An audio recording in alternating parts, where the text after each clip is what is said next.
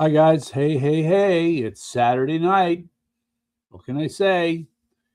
And boy, oh boy, have we got some stuff to talk about tonight. Oh, my. I mean, let's put it this way, if you have been following, all right, we got to get Jason. Jason's on a roll, baby. And Just he's feeling his oats tonight because he's wearing his Red Sox jersey. yeah, I guess that's true. Don't tell me you're a fair weather fan. No, of course not. I follow them through the Okay. thick and the thin. We're gonna go on Facebook Live too. I see you're already rolling, so we're gonna do the same thing here on Facebook Live. Right. It is Well, you're back to feeling Facebook. all right, feeling right. It's Saturday night. What? You went back to Facebook. Yes, back to Facebook for tonight, and here we are live on Facebook. Welcome back, everybody. It's been all too long, but here we are on feeling right, feeling good. It's Saturday night. Here, Yeah. another edition of Yankee T News with Corey Rotnowski. Maybe a Saturday, bonus. That would be July nice. the 18th. I almost forgot what Okay. day it is. All of this said.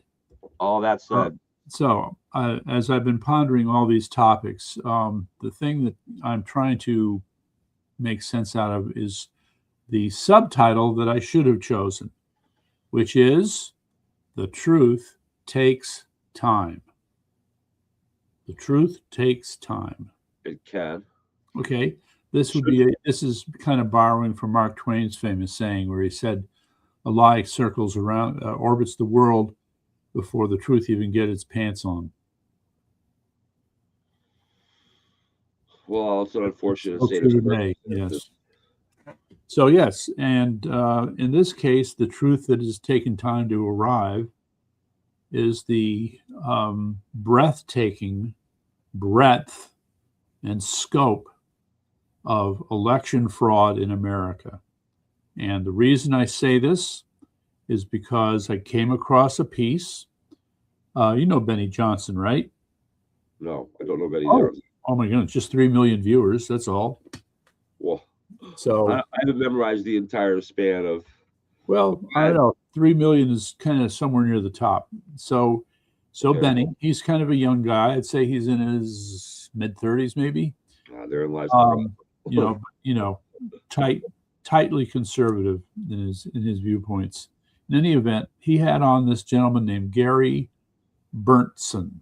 Gary Berntson is another ex-CIA officer. Here we go again. Making money. And but the story he has to tell, based upon the work that he did, is quite frankly, well, mind blowing.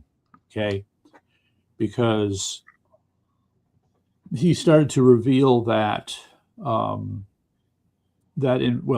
start with the basic statement. In fact, Venezuela did, through Smartmatic machines, have a significant role in stealing the 2020 election. Venezuela, huh? Yes. Well, here's the thing. You know what? If you're going to steal an American election, you might start by having enough money to do it. So Mm. you have to turn to some individuals who have a lot of money to begin with. Well, get ready. There is a group, I believe they're called the Cartel of the Sun. Have you ever heard of this group? No, Yeah, sounds it's like an oxymoron to me. But go ahead. well, not exactly. So, I mean, hey, it's the Cartel of Spanish. the They have Sun. their own romantic views of the things that they do. Yeah. So, you've heard of Tren de Aragua. Yes. Okay, well, Cartel of the Sun long preceded the formation of Tren de Aragua, but they are both from Venezuela. And the Cartel of the Sun, I'm pretty sure, was linked with Maduro as well, if not with his predecessor Chavez.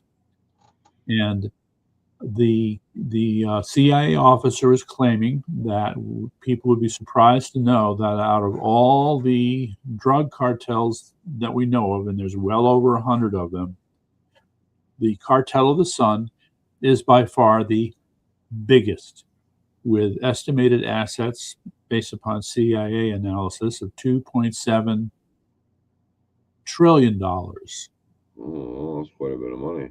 Well, a lot of Even drugs. even A lot even of in geopolitics, that's a ton of money. It is. Well, they're international in scope, and they've apparently been around for a while. So here we go. We're looking at this incredible um, collection of people and resources all focused on stealing the American election. Now, again, it gets a little confusing because what was Trump talking about? Communist China. Mm-hmm. Okay. But here, you got the CIA officer talking about Venezuela. Meantime, the CIA officer is accusing his former employers of having facilitated election fraud in 2020. China, the CIA, Cartel of the Sun from Venezuela, Smartmatic. What the hell? This is insane. Mm-hmm. Insane. How do you, I'm sorry, dear audience, wherever you happen to have gone. I'm trying to come up with a framework, okay? You know, borders like you put like a frame for a house so you have the buildings held up. Something where I can hold together all these different ideas that make sense together. It's hard for me to think in terms of Venezuela and communist China working together for election fraud, but I guess that was the case. It's certainly possible. Look at the kind of infiltration the Chinese have done in South America and the Panama Canal and all. It does not that surprising, really. Okay, well, all right. So we can do that. We can take that image and work with it. But then now to start to drag in the CIA as having had some kind of role in this. Yeah, that doesn't surprise me either, honestly. Well, a lot of people wouldn't be surprised either, but you're left with this strange conflict, right? Because we want to believe that there are at least some elements of our intelligence services that still love this country and are patriotic. But we see too many examples of where they're working for the opposition. Mm-hmm. So whose side are they really on? We would like or to they're know. just working on behalf of Democrats. Well, that's just it, though. When the Democrats are spouting lines, saying things, making assertions that are consistent with the positions of the communist Chinese, where are we supposed to go with that? Mm-hmm. Okay. Once again, we mentioned yesterday, we all know the relationship between Hunter Biden and the Chinese, and right. You know, this stuff is for example. Okay. that our mainstream media is not going to help us sort out. We know that. So, well, I guess it's up to us then, right? Us, that's right. Up to common sense to do the minute, David. There you go. Well, common sense becomes a challenge in a case like this, where you're supposed to put together. I mean, all right, let's just do this thought experiment. All back to truth. If not every issue we go over is common sense, that's true. Yeah. But the truth is to get it. It's common sense to seek the truth in all this. But like to go back to my earlier point, the truth takes time. All right. Unfortunately, sometimes that's true. Yes, and it's true that it takes time. and the truth takes time because you have people who, as we are learning, apparently choose to suppress it for a long time under any circumstance. So now what are you supposed to do? Let me just digress slightly for a minute. William Barr, do you remember that boy, Billy Barr? Mm-hmm. Okay, so he was originally the Attorney General under Bush #1. And then Trump dredged him up in his first term as someone to become his new Attorney General after he got rid of, who was it? I forget. Who was the predecessor? Was that Rosenstein? I don't remember. In any event, so here we have Bill Barr. Some were muttering a little bit, hey, what are you doing? Bill Barr is a member of the deep state. You don't want a deep stater in the Attorney General's spot. Mm-mm-mm. So here's the thing. Let's fast forward to November. Okay, November of, I guess, 2020. So we had, was it 2020? I'm trying to think. There was a point in time where questions about election fraud, maybe it was December. Let's go to instead to December. These challenges about what happened in the election. Yes, it had to be December. Culminated in J6. Okay. So yes, and right, I'm gonna have to. You said something. I have to digress again. Sorry, audience. Now we have another announcement that comes out that, in fact, we have confirmation that the FBI did what's called a tabletop simulation of the J6 protest in July of 2020. So 4 or 5 months before the event, they expected this to happen. All right. They knew they were defrauding the election. Correct. They knew they were going to make sure Biden won it.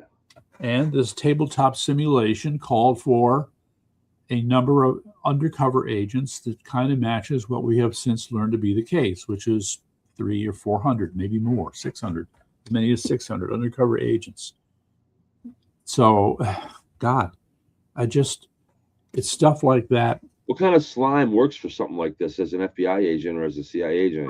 Not just slime. It's people who are just following orders. There are quite a few who do try to stay apolitical, and so they're just following orders, and they just. Yeah, but they know what they're doing is not what the people in charge for. I think some do, some don't. That's what I believe. Some ones, I guess, don't. Okay, and it's because they feel duty bound to obey their superiors. Well, that's one part, but the other part is to trust the narrative that the superiors are giving to them. And then if that stuff is, quote, above their pay grade, who are they to try and figure out what the truth is? Even the ones that they used to send after, Catholic moms and Christian moms and whatnot. I mean, they're pretty dumb to follow orders like that. But I get what you're saying, but this whole, I was only following order thing only goes so far with me.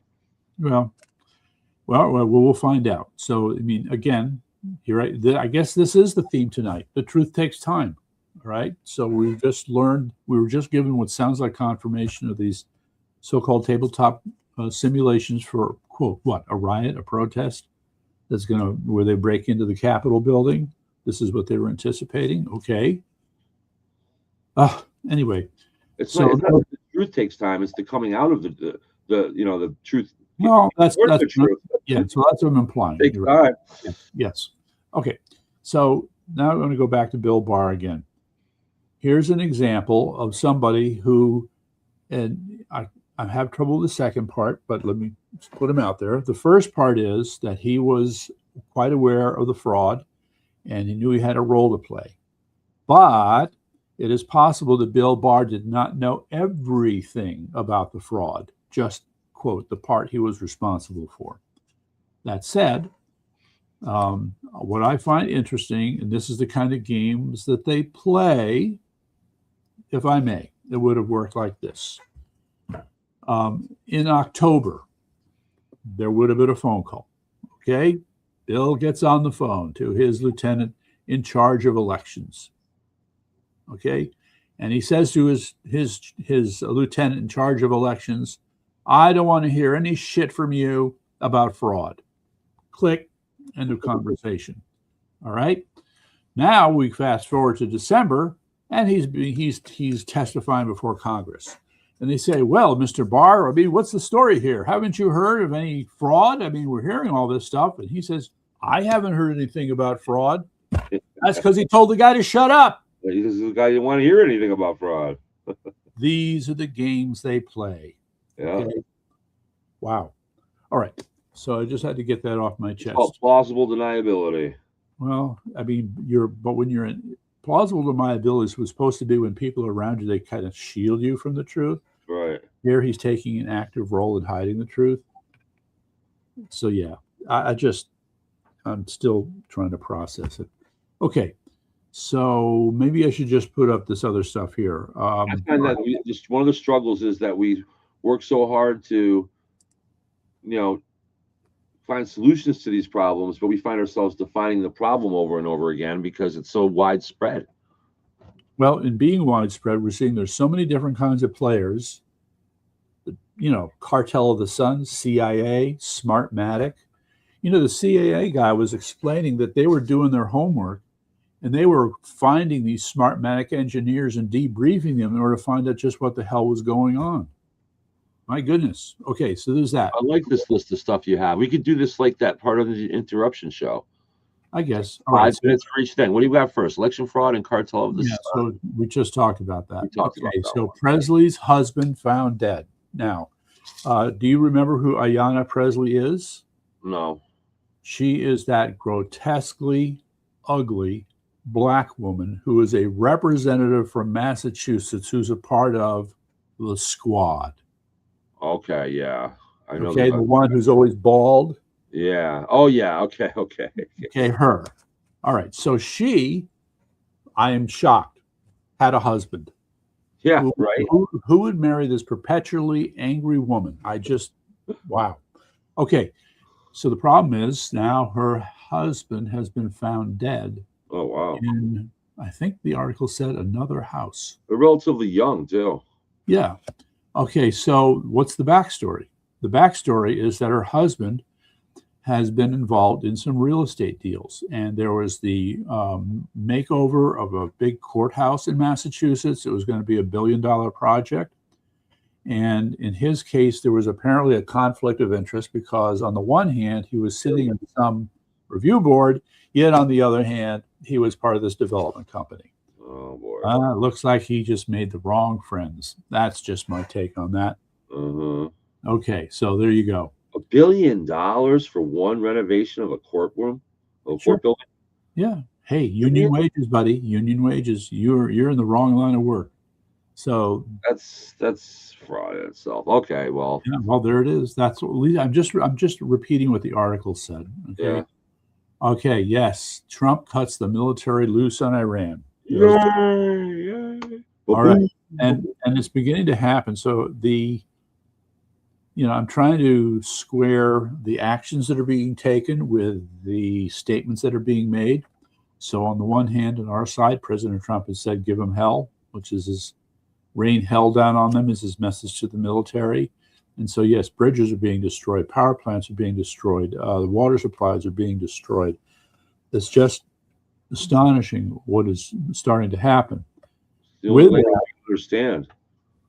Right. And with that, yes, they're not wasting any time attacking the military. But the thing, all right, so I might have mentioned this. There was this article about the Navy putting out this new, which we say, independently firing drone, naval drone, sea drone, that has gone into the Bandar Abbas Navy base. Oh.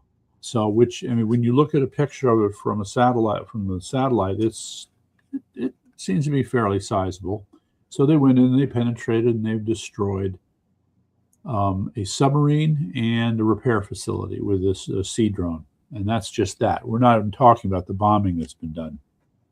And we aren't even talking about any other missile action that's been brought on them. And so it's interesting. It seems like you can't do this in one round. There's just a process of, basically eliminating Bandar Abbas as any kind of facility. All right. So you got that. There's only so much that I would think there's only so much that the Iranian military can take. I thought about it, like, why not just at this point, if you're an IRGC soldier or any part of the mullah, then you're coming after you or taking you out. That's it. Everybody, all of them, all of the IRGC members, the entire. Okay, but I say, remember the mountains. Lots of tunnels. Well, I think if we can scatter them into the mountains and into the cellars of their friendly houses around the country, that's a great way to go. I mean, that's where we want to be. That said, but they will still be in a position to, continually harass. Try to do insurrection and whatnot. Yeah.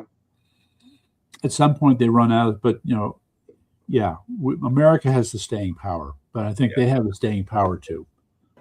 And it won't be just about the weapons they have. It's about their willingness to continue to fight. Right, but can they continue to fight from their government offices that they continue to hold, or from scattered out in the woods and scattered out in the mountains? Better scenario. I want to believe that they, again, as we've said, they saw this coming. All right, so I'm thinking they have to have planned for contingencies that would include the following. And by the way, I forgot to mention, their Parliament building is no more. Yeah, I've heard about that. It's true that they saw this coming, but after, I don't know, how many presidents have we had since Jimmy Carter? About 8 or 9 of them. Yeah. I mean, after a few lame presidents, I would think after a while, by the time before Trump came along, they must have been like, these guys are never going to have the balls to go after us, We've been a little bit complacent with it. And then Trump came along and went, oh, no, we better get our defenses back up here. Yeah. certainly seems like they built a lot of tunnels over time. Right. Over time. Right. All right. Okay. So now, as further evidence that, all right, the IRGC has been dropping hints of a coup. So again, you still have people who are there. We'll call them the appeasers, for lack of a better term. So that's the Speaker of the House. That's Galif. I keep moving these names out. Compromise. So within the leadership, there are at least two who are trying to cut a deal, and the hardliners are saying no way. Okay, so as I say here, at the funeral for Khamenei, the guys who were trying to compromise were being harassed publicly by the hardliners, who were saying death to the compromisers. That would be you guys. You're the ones who want to compromise, so we want to kill you. That just doesn't sound like a unified government to me. They're like killing people, don't they? Yeah, they do. Anyway, did you happen to have a chance to see this debate with the Maine Democrat primary? I saw clips of it. Who could be the most communist? Well, it wasn't even that. These people were pathetic. I mean, you would be more qualified to run for Senate. Thanks for the endorsement. Yeah, what a thought. Appreciate it. I'm more competent than a communist. I'm just still trying to take this in. I mean, the stupidity. I mean, there's nothing else to it. I mean, I gotta wonder. They'd understand who they're talking to. They don't think about what is this office I'm running for? What are they expecting of me? They're running for an office. They're running for an office they want to abolish. Yeah, some of them that would. Oh, great. Yeah, there's a thought. Another thing is, don't they? I mean, listen. I know what they're trying to sell is a can of goods, right? A can of crap, right? But don't they have somebody a little more articulate than Plattner? I mean, look. As much as we hate Barack Obama, at least he had some. He could fool you. He had a little bit of.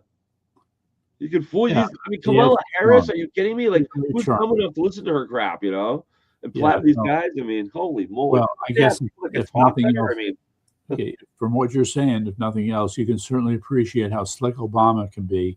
Yeah. These losers, it's like, are they really going to go up against an incumbent senator who served the state of Maine for, what is it now, 16 years? 8 years?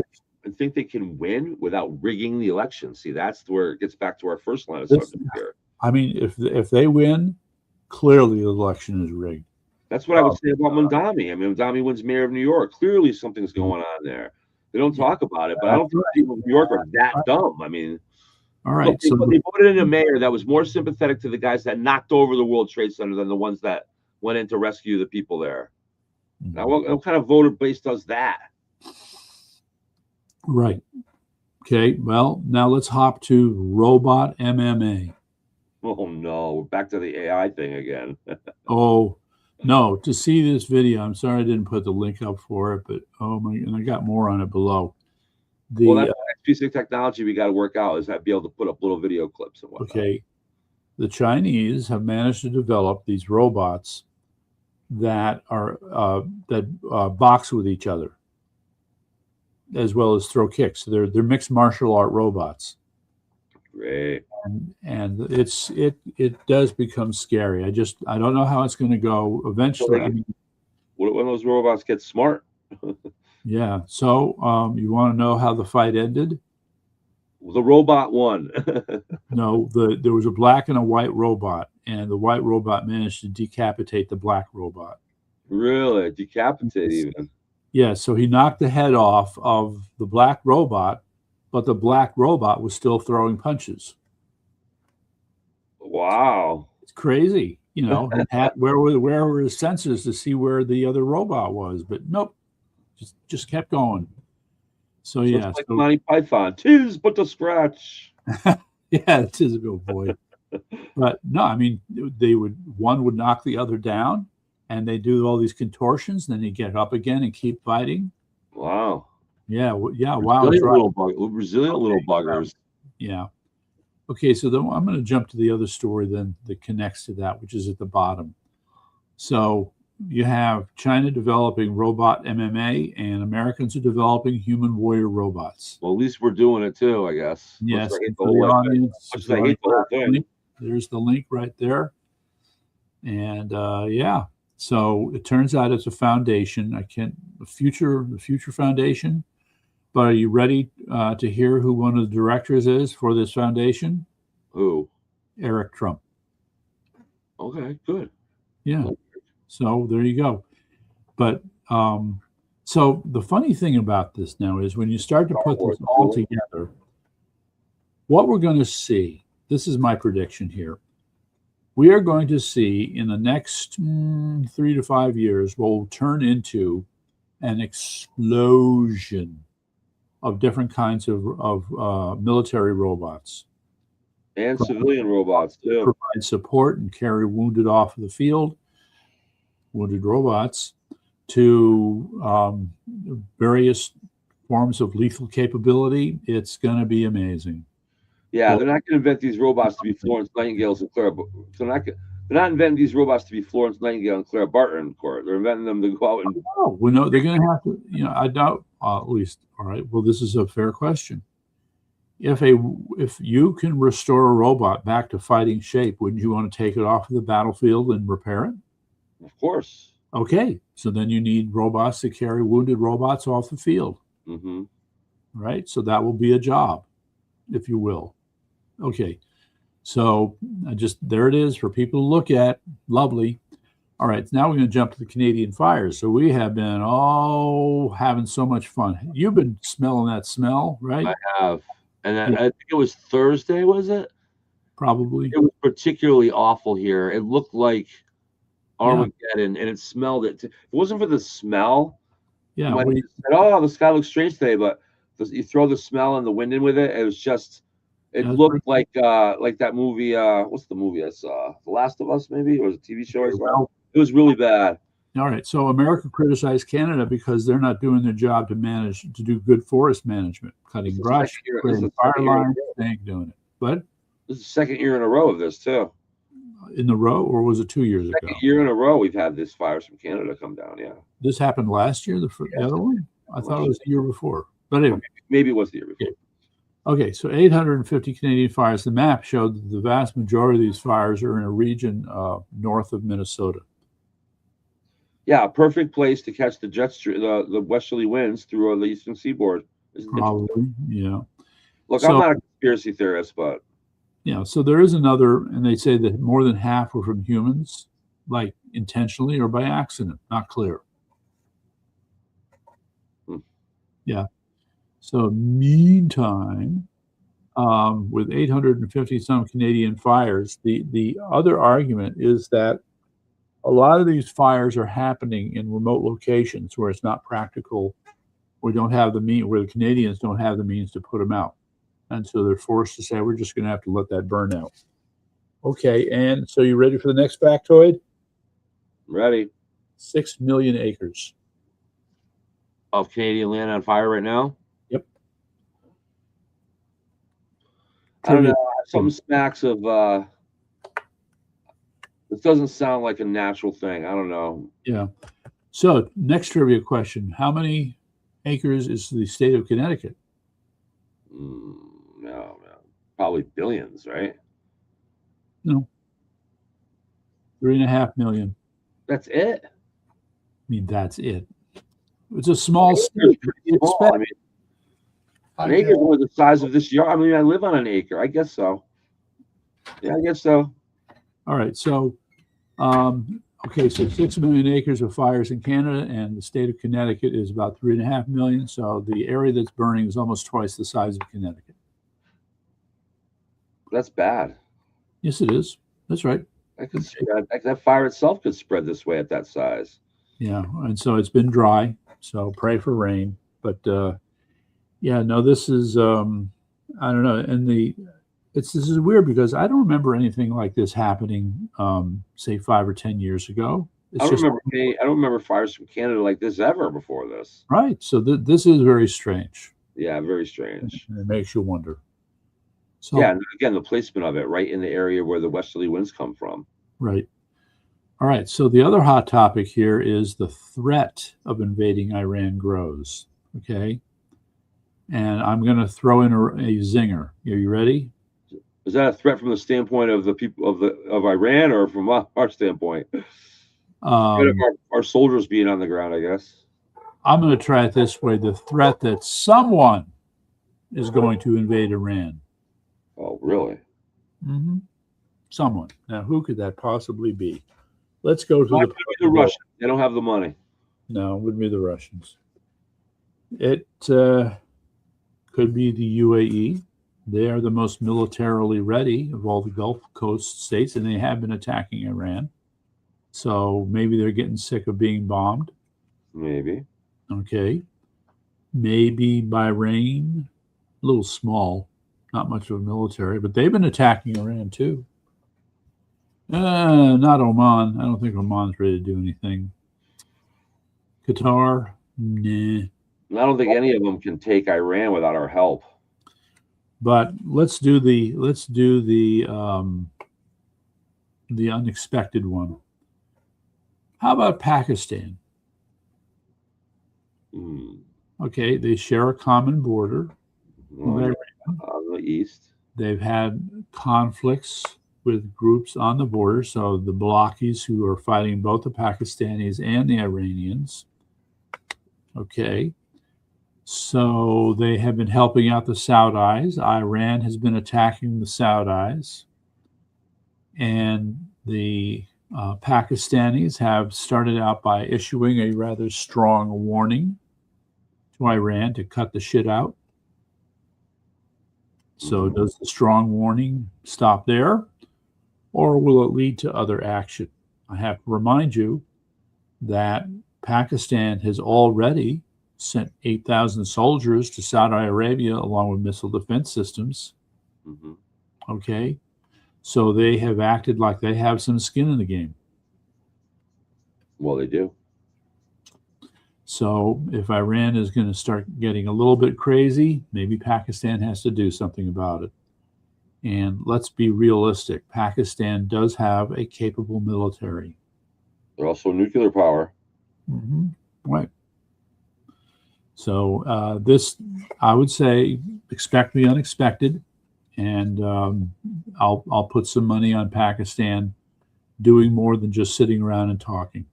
Yeah, we talked earlier about how Pakistan has been making little minor incursions into Iran for years now. So. Right. So here we have these problems. So that's part of the solution, in my opinion. All right. So when you put this all do our work for us, right. So when you put this all together, I think we're looking at a level of escalation that's substantially greater than what we see in front of us right now.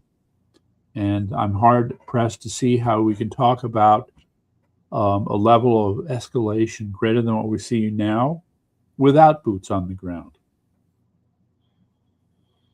Yeah. Okay. So the Iranian government, the IRGC, did put out a strange statement where they said, well, you know, we've been fighting a defensive war. So if you invade us, we're going to have to fight an offensive war. Ooh, we're scared. Yeah. I don't know. You guys are running out of bullets. I think you've got a problem. Well, again, what's going on in Iran and what's going on in this country are completely mutually exclusive of one another. We know they probably have proxies around here. Maybe they're planning some domestic problems. Hopefully that's not the case. But I still maintain our greatest national defense. Latin booty. That's right. That's right. Yeah, that works. It works on most, though. I don't know if it work on everybody. Oh my goodness! Oh my goodness! They ain't gonna get far. They better send in a good one then soon, because they're gonna. I mean, they're gonna throw the kitchen sink at us, whatever they got at some point. I just don't have the sense that they have whatever they have left. Whatever their sink isn't much. Yeah. All right. So we've had to keep shifting our assessment of what their the remaining capabilities are after having bombed them a lot. Their proxies may be their biggest weapon, though. You're talking about like the Houthi, whatever they might have. That's going on over. Yeah, whatever they have that's going on, whether it's here or elsewhere, the ones that aren't falling for the Latin booty, I guess. Okay, well, this kind of gets strange because Hamas and Hezbollah are, yes, two of their proxies. And throughout this whole conflict, Israel continues to, quote, do battle with Hamas and Hezbollah. Mm-hmm. All right. And yet, Iran has not attacked Israel for what, 3 weeks, a month now? Yeah. They'll probably have to pick their battles at this point. They're not. We've depleted them quite a bit. Maybe they just don't have the capability of doing that, or they're choosing to. But this is battles.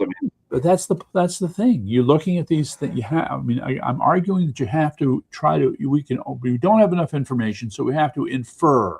We have to guess. We don't have any 100% knowledge of anything since we're not there. Okay, but you and I can sit here and be logical about this and say, well, if I was in their position and this is how we're being challenged, this would be my response. So we look at that, and that they're not doing that. Then there's some other factor. There's some other problem we don't see because they can't. That's the tempting conclusion to draw. They just can't. They don't have it.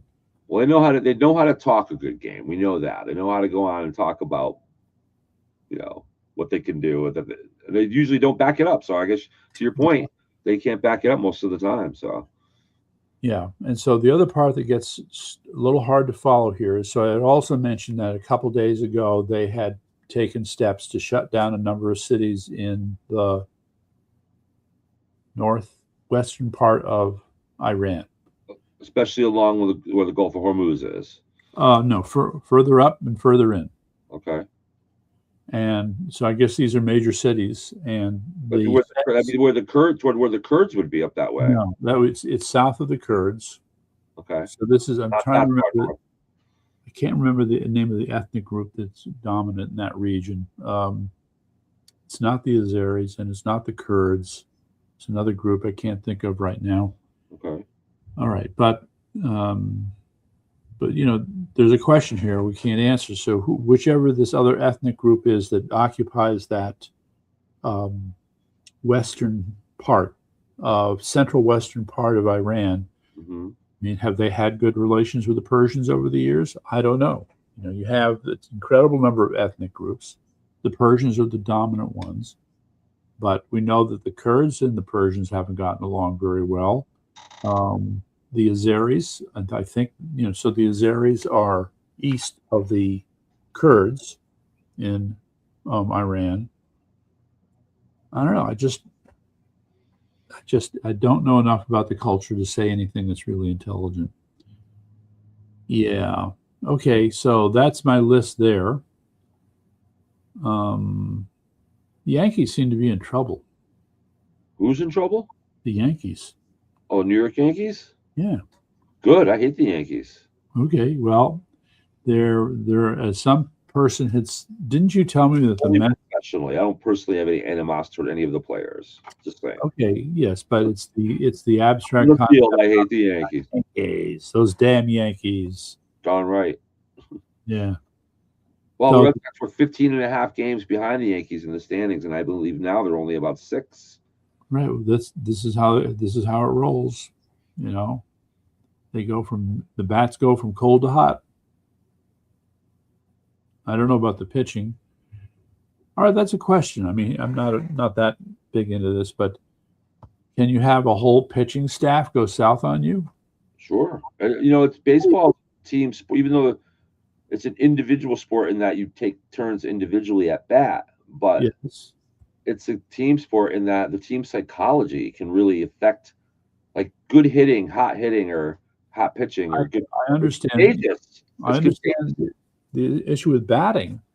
Same thing with pitching. But pitchers have bad outings. But I mean, over the period of, let's say, 20 games. All right, let me try it this way. Any given pitcher on a rotation, let's say a 4-game stretch. All right. Mm-hmm. And to see their ERA go from, say, 3 to 8 in a 4-game stretch. Gotten racked. If it happened this late in the season, they must have gotten racked pretty hard for that to happen. Well, that's the question I'm raising, is when their ERA can because that to me is when your pitching staff is losing it. If their ERA gets bad, and I don't know, it's something. They use another statistic now called the WHIP. You know what the WHIP is? No. It's WHIP. It's walks or hits per innings pitched. So it's the number of walks or hits given up per inning pitched. By a pitcher. Okay. Right. So a WHIP of like 1.1 or less. Yes. Considered really good. Right. There's more than so you're only getting one base runner per inning on the average, which would mean at one point so that'd be 9 walks and hits combined for a 9-inning game, which is considered really good. All right. So so there is that zone in my mind between what we'll call a no-hitter, right? Well, that's weird. I mean, you could have a no-hitter, but you could have a lot of people walk. Yeah, you could have a no-hitter, but you walk 5 or 6 guys. But if Matt Young once lost a game 1-0, and he pitched a no-hitter, but he lost the game 1-0 because he walked a bunch of guys. And a guy stole a base or whatever, and then he got home on a second. Maybe that's baseball for you. There you go. No-hitter lost the game. Can you imagine? Yeah. I don't know, weird things. One of the weird things that happened recently, I don't remember the team. Maybe it was the Mets. But what happened was it was a foul tip, okay? Mm-hmm. The foul ball hit the ground, and then it nudged itself right in the arm of the catcher. Oh, yeah. So technically he had caught the ball. Not if it hit the ground. It hit the ground as a foul. Yeah. And it came up. Yeah. And the catcher was able to hold on to it between his arm and his body. That or out? That was considered an out. Not if then they called me the wrong. No, the call. I mean, there was a little bit ball of hit the ground first, then it's a dead ball. No. He fouled it directly into the arm. Batter tipped it. Okay. All right, and if he tipped it right into the armpit, that would be an out. But if the ball hit the ground first, he didn't catch nothing. It somehow first it hit the ground, then tipped it. At least I think it hit the ground. How does that sound? I think it hit the ground. Probably not if he called him out. But they called him out. I've never seen anything like that. Yeah, because you don't have to catch the ball with your glove. You can catch it any way you see fit. The glove's just there to help you, technically. That's right. That was pretty cool. It's amazing how a game has been around for 150 years. You still see things you've never seen before all the time. Yes, and I'm blown away by the number of rules there are in baseball. There's a ton of them. Yes, there are more rules in baseball than there are with an HOA. Jeez. That's saying a lot. Well, it's true. I mean, if you look at the list of rules that they have, man, oh man. So then there's the what is it called? The ground rule double? Is that the term? Ground rule double. Yeah. That is when the ball hits the ground and bounces over the fence. Okay. Fair ball, but hits the ground first and bounces over the fence. You can only go to second base. You can only go to second base, and any runner that can only advance 2 bases. So if you're on first, you can only go to third. Right. Cannot score. And then we remember. I mean, I guess you know what? I have a soft spot for errors. You know, when these guys screw up, I'm just having too much fun watching it. Bloopers are fun to watch. Baseball bloopers. Well, okay, so this one, it was a standing triple, and you had first. So the throw to first was botched, and so it went by the first baseman. The runner's still going. He grabs the ball and throws it, I think, to second base. The second baseman misses it. And so the guy's still running. Right? Yeah. Right out of the Bad News Bears. And then somehow I think the third baseman got it. I may have been screwing this up. But even though he got it, the guy was able to get to third base. So it was like a standing triple. Well, that would have been probably an error, and he just got the third. Oh, I think give credit for a triple. That was at least 2 or 3 errors to get there. Yeah, it sounds like just an E3, E6. Yeah, the guy just got the third. They're not going to give him credit for a triple for that, unfortunately for him. All right. But the Red Sox, I don't know the exact numbers, but at the end of April, toward the end of April, they had played about 25 games. Yeah. They made like 27 errors in 25 games, which is horrendous. Okay. for a major league team. But now they're in their 96th game, I think. No, it can't be that high. Yeah, they played 96 games now. Yeah, they have. What? And they, Wait, how many games are played in the season? they play 162.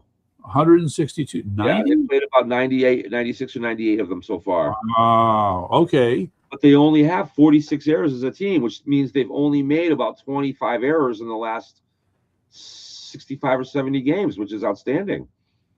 Okay, so their defense is way improved. So is that due to coaching? I think it's due to better management. Absolutely. Okay. More practice and better discipline. And I was right all along to get rid of the manager. They probably watch videotapes too, and they look at their mistakes and they figure out what they did wrong. I think team defense is a discipline. So I think they've just been playing with more discipline. All right. Well, that's good. And, people underestimate defense. I'll tell you right now, if there's a guy, say there's a guy on third and there's 2 outs. Yeah. Somebody hits a hard screaming ground ball toward the shortstop. The shortstop, because he's so good and fast, is able to dive and catch the ball before it gets by him, and get up and throw the runner out at first, ending the inning and saving a run. Yes. Sure. That is the same thing. If that same batter comes up the next inning and leads off and hits a home run, yes, and knocks one over the fence and puts a run on the board, what he just did the inning before by diving and stopping that ball was just as valuable as the home run he hit the next inning, because it saved that run. Saving a run is just as good as creating one. All right, I can go with that. So defense is so important in baseball; it's underestimated. Okay, but another weird one. I don't know if you ever saw this. So someone hits the ball, and it didn't hit the wall, but what it did do, it hit the base of the wall. Yeah. And it got stuck. Oh, okay. I saw that play. Yes. And he kept trying to dig it out, and he couldn't do it. The player can do a signal like this, and they'll call it ground rule double, I think is what they're supposed to do. Really? Yeah, I think so. Like at Wrigley Field. Remember Wrigley Field used to have the IV, but they're supposed to do it. Whether they did it or not, I don't know. The Wrigley Field, the IV at Wrigley Field in Chicago. Yeah. And now and then a ball would get caught up in the IV, and the player would go. Yeah. Okay. Stop. They wouldn't let the runner run all the way around the bases in that situation. Okay. Well, that would be an exception rule rather than a rule. Right. And so the one that got stuck at the bottom of the wall, I think I saw a highlight of that play. I'm not sure if the umpire made the right call or not, but I think technically it's supposed to be a dead ball. But all right. But that's a freak thing that nobody expects. Yeah, and that's just it. The game has tons of these freak events. There's at Fenway Park on the Green Monster. We all about the Green Monster on left field. There's a ladder. And they used to climb up and down the ladder to get the ball out of the net. But now they don't have a net anymore at the top. They have more seating up there, so they don't need to climb the ladder anymore. But the ladder's still there. It's like a little metal ladder. It goes up the wall. And apparently last year, somebody hit a ball and hit the ladder. The ball went straight up in the air. And everyone seems to they think it's crazy, but nobody seems to remember the ball ever hitting the ladder or during a regular season game ever in all the years of Fenway Park, which is kind of amazing. It's been there for, 80, 90 years or more. First time someone's ever hit the ladder that anybody can remember. There you go. Get a picture. All right. I could tell 100 stories, not tonight, but I could tell 100 stories about. I've been to 70 Red Sox games, give or take. Wow. Okay. Over the years. So since I was 8 years old up till now. Mm-hmm. And I have a lot of stories I could tell about my experiences up there. I'll tell you good, bad, and indifferent. Well, I would tell you a story. I think I told you this story that you wouldn't like. What is it? The very first major league game I ever went to. That was like 1977, I think. Oh, wow. I went in 78 was my first. Okay. So I went with my girlfriend, and we watched the game. It got down to the 9th inning. The Yankees were up, but the Red Sox were ahead. I think it was like 6-3, something like that. Okay, so we are now at the bottom of the 9th. The bases are loaded. I think you see where this is going. Mm. And who steps up to the bat with 2 outs? Reggie Jackson. That's right. That's right. Who else, right? Okay, full count. Here comes the pitch. Bye-bye. Grand slam. Grand slam. And the Yankees won the World Series that year. Okay, there you go. That was pretty amazing. Never to be repeated. I went to a game once, and it was the Red Sox and the Toronto Blue Jays. Yeah. And it got to be the 10th inning. They were tied, I think, at 2-2. Mm-hmm. 11th inning comes along. My stepfather, I was a kid, says, "That's enough. We're going to leave." You told me this story. Oh, I told you the story. I came home and they were still on the radio. Okay, there you go. 20th inning. You were pissed off at I him. was so mad. I was so upset. Yeah. Oh, we've had all kinds of stories. Some of the stories didn't even happen at Fenway Park. Me and my friend Chris went to a game one time. I won't even say why, but we got ourselves kicked out of the ballpark in the first inning. What? Yeah, but we ended up meeting some college girls, and man, did I have a time! I never would have wanted. I'm so glad I didn't go to that game. Let's just leave it at that. Okay. Oh, because you met the college girls. We met the college girls. That's right. I see. Yeah, but I've been to two. I went to two ninth inning walk-off wins. One was in '96. They beat the Tigers in the ninth inning. They were down in the ninth inning. They came back and won. And the other one was on Easter Sunday, '93, I think it was. They were down 2 runs to Tom Hankey and the Blue Jays. Came back and won in the ninth inning. Those were great. For sure. I also went to a game in 2012. A friend of mine who was a police officer here in Connecticut, the town was being honored and allowed to do the color guard for the national anthems. In other words, on the field. So we got up there and we actually had field pass. So I got to go down and walk around on the field. All right. I wandered around behind I went behind. Of course, I took full advantage of the situation. Yes. I went to all the places like behind the Green Monster, and I went to all these places that you're not supposed to go until I got kicked out, and I had so much fun. All right, but still, it has sort of a Field of Dreams feel to it. It did, it really did. So I got to see a lot of interesting things. And then in '86, when the Red Sox went to the World Series, I had tickets for the last 3 games of the regular season against the Yankees that year. Okay. That weekend, I went up there. The Red Sox that year, with about 3 weeks to go in the season, were in first place, but they had the Orioles and the Blue Jays and the Yankees right on their tail chasing them.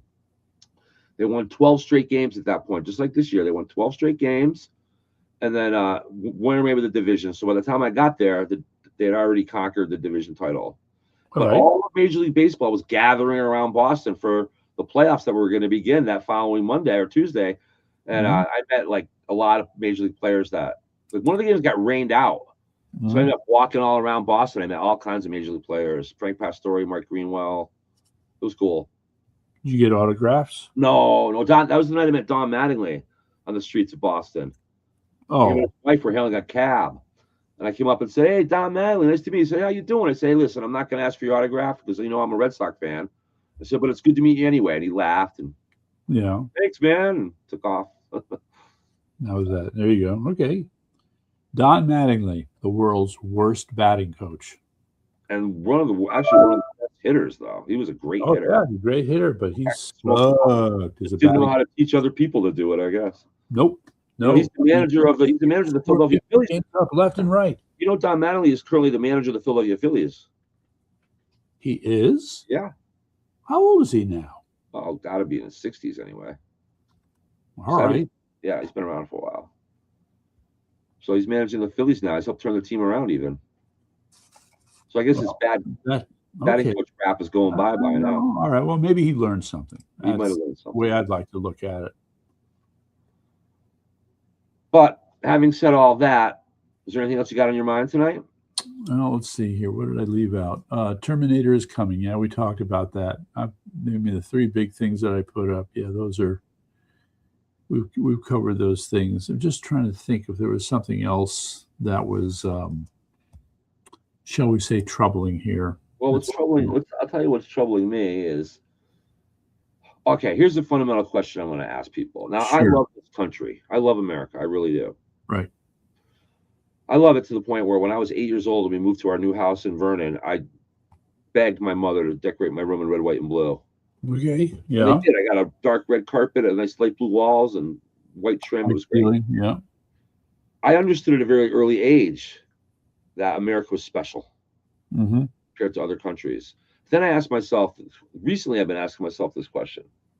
Why do I love America so much? Mm-hmm. You ever ask yourself that question? You just assume that I love it, and I'd love it if I was happy. If I ask that question, I already have the answer. For me, it's because it provides freedom of individual movement and life for me and my family. Well, and it's not just that. It's that we have created a system. It seems weird to some people, but we've created a system that not only liberates the human spirit for creativity and innovation, but the ability to build on those things. If I may, in the case of a country like France, France has quite a history of innovation in all kinds of areas, physics and chemistry and astronomy and other things. But what have they done with it? Not much, because they don't have the, institutions in place that America created. And the other thing is that for the longest time, you've had countries saying, well, we need to be more like America, but they keep screwing it up. Okay, they just don't, it's because they're still mired, or their DNA, their cultural DNA is still wrapped up in a society that's based on monarchy and so therefore, what makes America great? The idea of individual rights and liberties is still kind of alien to them. Right. And what's behind what makes me love it is the fact that we have the freedom and liberty to exercise our best potential. All right. We're left alone to be the best that we can be. And, right. Well, there's a life that results in it, Well, I want to rephrase what you're saying in a slightly different way. As unusual as it may seem, the opportunity, our love for this country that is based upon things like this also says the following.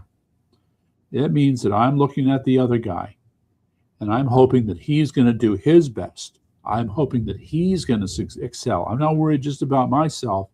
I want him to do well as well.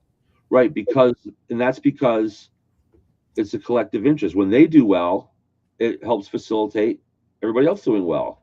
Correct. So exactly. So now the question becomes fundamentally, let's say, if that system that has created that opportunity for us fails us, is taken away from us, then do we then still love that country? No, we don't anymore. We no longer love that country that's taken away that freedom. We may want to restore it. Well, I think you're making a good point there. So what we got to do is go back to what happened with COVID. All right. And, we were having those feelings. Is this my country? Is this the country that I love? Right. With all these horrible things that are being done, forcing people to get vaccinated and everything else. Right. No, it's not my country. So my point, what I'm getting around to here is, what do I love more than my country? My family. Here we go. Right. Good segue. Getting ready here for the close, I see. My family, right? And why is it? Because the battle is always between the state and the family, right? But people don't say enough about that.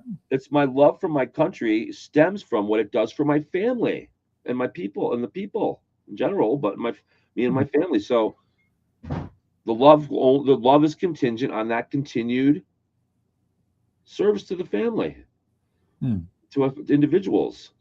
So yes, you're right. It's a segue to our close. Okay, but if I think about families, my point is, I'm only willing to fight for it so much. Okay, but to your point about the family, you're going to find that there is a variation on the theme here that's similar, whether you're in, I'm going to say it, Iran or China or Japan or Vietnam or India, okay? Because they also have a very strong sense of the family. But their sense of the family is tempered by a government that can be much more oppressive. So maybe they're okay, but then what happens is, unless they've come here for the World Cup ceremonies, they don't understand. They don't know what freedom really is. A lot of times, everything is the food and the sense of community that they're discovering in America that's knocking them out. Okay, but in the meantime, if you have this pressure that they're experiencing in their cultures, I think what happens is that makes the personal commitment to family in those countries that much stronger. Well, true, because it's under more threat. Right. Exactly. Mm-hmm. Right. All right. Well, with that, I'm ready to wrap it up. Are you for tonight? Okay. I guess I am too. That's our thought for the night. Feeling good, feeling right. It's Saturday night. Once again, thank you everybody for joining us. Okay. Cortland is our